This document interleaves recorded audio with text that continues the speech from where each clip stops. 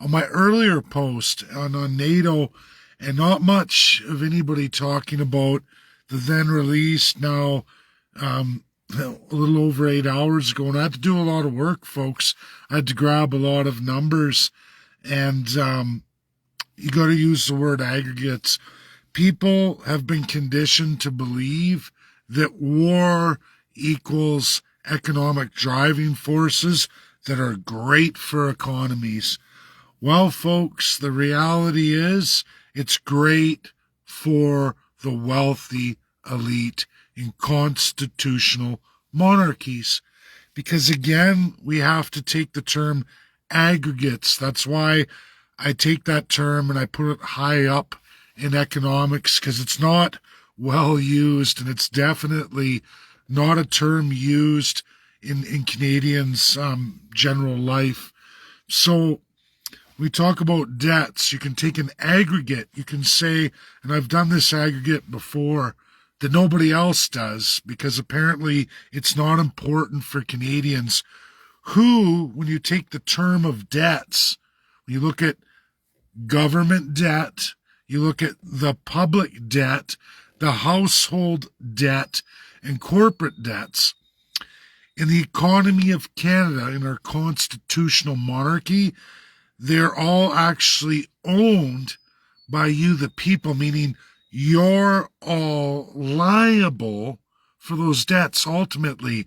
When you crank up interest rates, like again we saw today, oh, don't worry, the Bank of Canada says, we only moved it up another 0.25%. It's not a big deal, and we're probably going to do one more in September. Don't stress. Let me tell you about the 5 chartered banks that almost of Canadians utilize fully and deeply.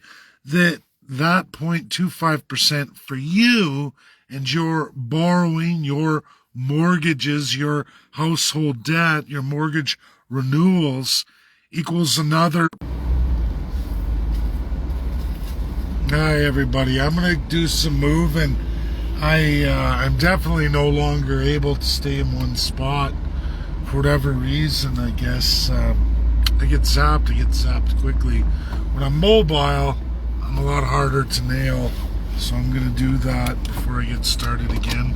I apologize, but for those following me pretty intensely, loyal followers, I've been getting hammered on almost every video, and so I'm going to go mobile. My watch, for some reason, mobile, I seem to be free from getting nailed.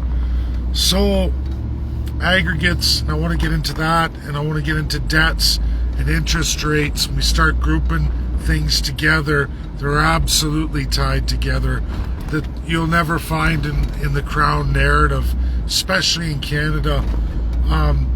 Markers of economics are important. Right now, our unemployment rate in Canada shot up. Now, when you compare the United States of America, there's substantially lower national average unemployment rate. You can look at inflation as a target. They say they like to sit at 2%. Well, that's all great and dandy as long as you have a matching unemployment rate, right? More people working. So if you have a massive unemployment rate, in your opinion, folks, just as common folks, do you think a high unemployment rate of now 5.4% is a good indication that your economy is not so hot? If you think that, you'd be right. That's a lot of people to be unemployed and sucking off the government. Now they say, well, you have employment insurance. Yeah, okay. I can guarantee you people would rather be working 90% of those than not working. That's just a reality. And it's not good for economics. That would be economic cooling factor. Why do you raise interest rates? To cool hot economies, to curb inflation. That's what your government tells you. Now, if you're curbing inflation, there's a number of ways to do that. Yes, crank up interest rates. But there's also a change in taxes. So if you've lowered corporate taxes or right, that creates inflation, meaning heats up the economy, because if the taxes are lower for business adventures, more people are going to drive the economy and do more business, right? Meaning the economy is going to get hotter, and inflation's going to go up, right? Because the demand for all these products and services go up, right? So, okay, could be taxes. Taxes, yeah, we've lowered corporate income taxes. But what else has the government done to drive up the economy that they haven't cut back today? Well, if you guessed that the massive immigration rate in Canada, along with its massive loans for all new immigrants starting businesses to the tune of $1.5 million, interest-free for the first 3 years, doesn't have a massive heating up effect of the economy and starts driving purchasing power of all new immigrants who jump into the program, I don't know what to tell you. That's a huge marker. And the government has not pulled back on that system. Now, I want to get back to aggregates, and I want to get into aggregate debt. So the government of Canada keeps cracking up interest rates. What happens to the bond market? Government issuing bonds, corporates issuing bonds. Well, corporates can issue bonds as long as they haven't been borrowing money and they don't have the ill effects of the new high percentage point interest rates. On renewal, this all goes into corporate devaluation, and they won't be able to issue bonds if their debts are too high to their total asset value and against their liabilities. And guess what? It has an inverse effect. Now, Canada, the government itself, can just print more money because they have the central bank that everybody else is locked into, the central bank that all Canadians are liable to. Again, aggregate debts. All those corporations, if they default, where does their debt go? It goes to you, the public. Each and every one of us divided out equally, even if we never owned anything in that company that goes bankrupt. This is the same for household debts and monumental interest rate increases, where people in the last 4 years who borrowed substantially lower and highly overvalued prices of homes that the government's attempting to crash in value as they keep ramping up more immigrants, but nobody can buy the homes because nobody can afford it except for the overheated immigrants who get the massive loans covered by you, the taxpayers. Do you get where I'm going here?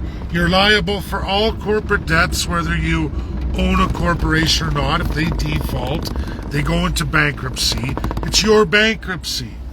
All household debts, whether you own a house or not, whether you borrowed for a massive $1 million home that may not be worth that in the next 2 years, and interest rates for your renewal on a lower value depreciated home at a much higher interest rate, meaning the bank's going to say, you owe us $1 million, your house is now worth $600,000, and the interest is 6%.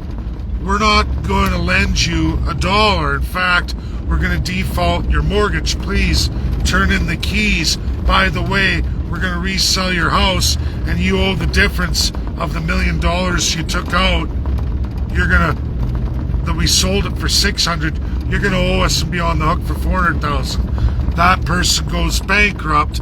Household debt, bankruptcy goes again on the public debt. We don't escape. Buying government bonds, they say interest rates go high. Bonds are relatively cheap, good time to buy. When interest rates drop again, the market recollects itself. If you got a good term on your bond, you're going to watch it go up in value, cash out when it's high. what would the bonds be for? Why would a government want to switch into that narrative? Why would they be crashing the economy with an extremely high unemployment rate that they're fueling in borrowed money against all of you for newcomers to get into business, that they say they have to raise interest rates to cool the economy, business investment, and purchasing power of all industries? Because I can tell you, when we look at the aggregate debts of this country, corporate debt to GDP ratios are the highest. They're exploded. Last time I checked, 168% debt to GDP ratio, way outpacing everything else. Housing second, government's third. But make no mistake, all of those debts to GDP ratios belong to you, the public. Your central bank's debts are absolutely all of yours. That's your value. Or in the case of massive debt increases, your devaluation. Learned aggregate belongs in the corporate debt strategies. So now the government is putting the bond market for government bonds in front and center as we watch interest rates grow. People say, well, what do I invest in right now? Because I won't be able to buy a home right now. I have to wait for prices to go down. But prices aren't going down because they keep bringing in more and more immigrants without the additional homes. So they're forcing you to rent off of small, individual, wealthy elites. That's what they're doing. More people and less square footage. So bonds, you buy into bonds. What are bonds used for? Always war. A lot of people again say war makes economies great. They don't, because you watch after war, after war, after war, the aggregate debts, what I just explained to you, that most Canadians have never heard of. Only a very elite understand it, and they had to go to school for that education. You're getting all of this public debt, household debt, corporate debt, all insolvencies get put on your back. You're devalued. You're deflated. Well, inflation's growing still. Where's the inflation coming from? Because clearly it's not coming from an overheated economy. It's coming from an overheated government policy system. Especially in immigration, especially in newcomer loans, business loans. Until they cancel all those policies, which, again, that's not going to happen because it hasn't happened in a year. Parliament's prorogued. No provinces are changing. I can tell you, Alberta hasn't even sat in the Alberta legislature to amend any provincial legislation on this matter since last October. Do you think the government's doing anything legitimate to change the course of inflation? No. They're all creating the inflation. They keep telling you we have to keep cranking up interest rates without a major turnaround in inflation, especially a major turnaround in inflation in the things you have to buy. Aggregate absolute needs like energy, like food, like shelter and communication. In this day and age, those are absolutely things that all Canadians need just to live. Do you have a choice to eat?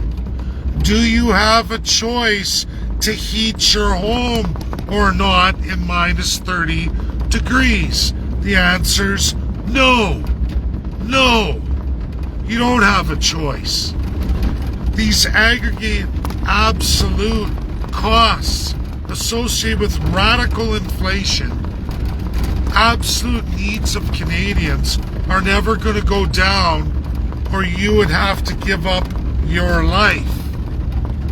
You see the problem here? Look at food inflation.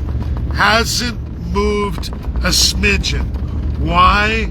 Because land availability hasn't grown at all, and we've massively increased our population.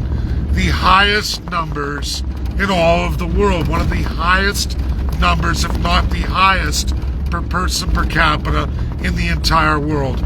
All through COVID, all post-COVID, the government isn't stopping. Again, other markers of super inflating your economy is giving out massive loans to all the newcomers, insured 100% by all of you. Now, you don't get those loans. Newcomers do. They don't feel the effects of the inflationary increases. Only everybody else does in the system for the next 3 years when the person takes out the loan. And at the end of the 3 years, if they can't make it, they can pack up and go back to where they came from. Often even selling their stuff, even if it was half value return, cashing out, leaving you with the bankruptcy, cashing out even 1/3 of the money is usually massive for these folks. It's a massive scam on the people of Canada, and it goes on and on and on. The only reason the government would be doing this is to drive up bonds. And what are bonds always good for? Wartime efforts or wartime growth. And that's what we see here, folks. It's not for the betterment of business. It's absolutely not for the betterment of housing for average Canadians or housing affordability, because your affordability won't change with the drop in prices versus the increase in interest rates. Understand that even if you can drop the value of the houses, which hasn't dropped, it hasn't worked. None of the changes of interest rates have worked. They're only going to work when you bankrupt a majority of housing owners. And then who replaces them? Oh, wealthy elites who get the houses at a cheaper cost and then drive up rents. Oh, but that superheats the economy too, right? We're being scammed, folks. I hope this video finds a lot of people well. Get it out there. It's credible, it's real. We're watching the Bank of Canada increased interest rates, while at the same time the policies, the economic policies that are required to move with that are not being done federally or provincially in the country known as Canada. And again, if anyone wants to see markers, go look at the unemployment rate. It's been incredibly high all the way through COVID. After COVID, numbers over 5% are not great markers of a great economy. Those are markers of a bad economy. You want to know markers of a good economy? Unemployment rates are under 2%. That's a good economy. We haven't had that entirely in any of it. Not before, not during, not after COVID. Clearly by many years. We're being lied to, manipulated, cheated. Learn aggregate debt. Aggregate. It's important for Canadians to know that. That's my video. Share, share, share. Get it out there. Real, credible, absolutely verifiable. God bless. Good night.